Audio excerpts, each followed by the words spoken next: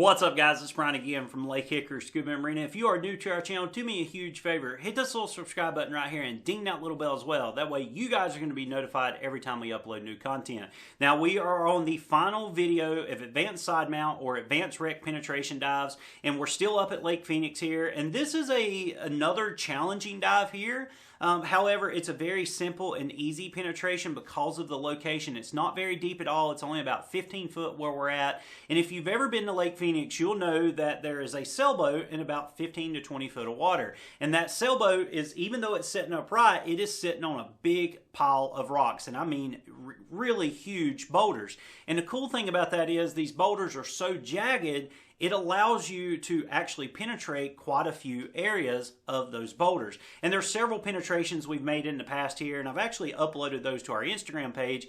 But on this particular one, we are going underneath the bow of the vessel here between a series of 3 different boulders. So we got 3 boulders. Imagine that they're all sitting kind of in a triangle, and the bow of this vessel is sitting directly on top. Now, you're going to see 2 different penetrations. You're going to see David penetrate the vessel, or penetrate the boulders, and then you're going to see me penetrate the boulder as well. Now, what I want you to focus on in this video is our specific setups. I'm not talking about brand of gear, but our specific setups and how we're making a penetration, because we actually make 2 different penetrations here.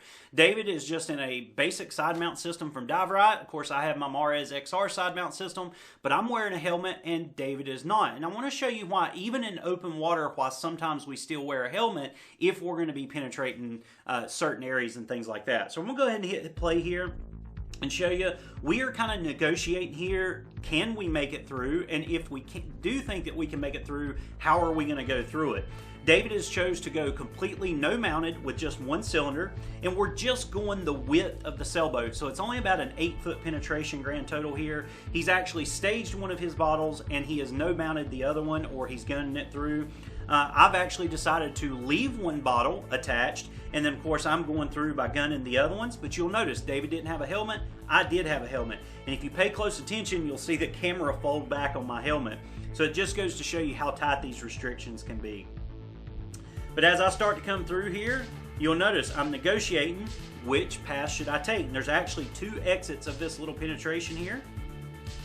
You'll also notice that I am gunning my long hose cylinder here, but my other cylinder, my short hose cylinder, is still attached. And of course, I very easily pull through it. Now we're going to watch this one more time because I want to kind of zoom in and you'll see where I'm hitting my head at and stuff. And I want you to understand that's why we choose to wear helmets even if we're not in an overhead environment for the entire length of the dive. It does give me a place for cameras and lights and things like that, but it also protects my head here. And this restriction, like I said, this restriction is only tight because of the shape and the angle of the rocks. It's actually, my daughter with back mount can actually go through this penetration, but yet again, she's small. So watch again as I hit play here.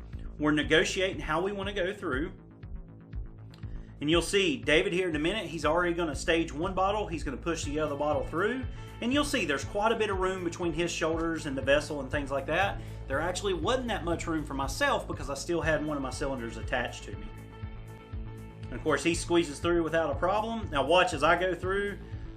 As I start to push down, the first thing you're going to notice, that camera just gets folded back on my helmet there.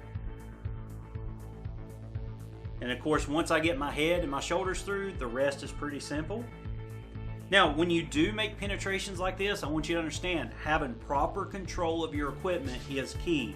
You will notice that my long hose actually comes up off of my neck and it kind of gets stuck on my helmet, between my helmet and my camera there.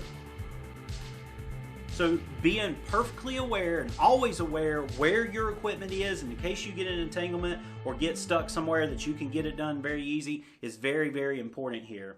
But yeah, it's a fun little penetration. It's only about an 8-foot section that you got to swim through there, but it is very challenging. Now, this is one of those penetrations where your buoyancy control is simply being negatively buoyant because you want to kind of get down as low as possible, and you are kind of wedged between the rock and the sailboat there. but you don't want a lot of air in your bladder to where it's pushing you up against there. So dumping all the air in your BC here is kind of crucial. But once you get through, you want to make sure that you can still hold trim and still hold proper neutral buoyancy while you reattach your systems. So this is just goes to show the importance of being properly weighted when you make these penetrations. But guys, that's it for our advanced side mount and advanced wreck penetration dives. I really hope you enjoyed this series. I know it was fun making the compilation video for you, and it was kind of fun kind of explaining why we do this. Like I said in the previous video, we do it to practice even our basic skill sets. Having proper trim, proper buoyancy, proper breathing control. It doesn't matter if you're in back mount or side mount. It doesn't matter if you're in an overhead environment or an open water environment.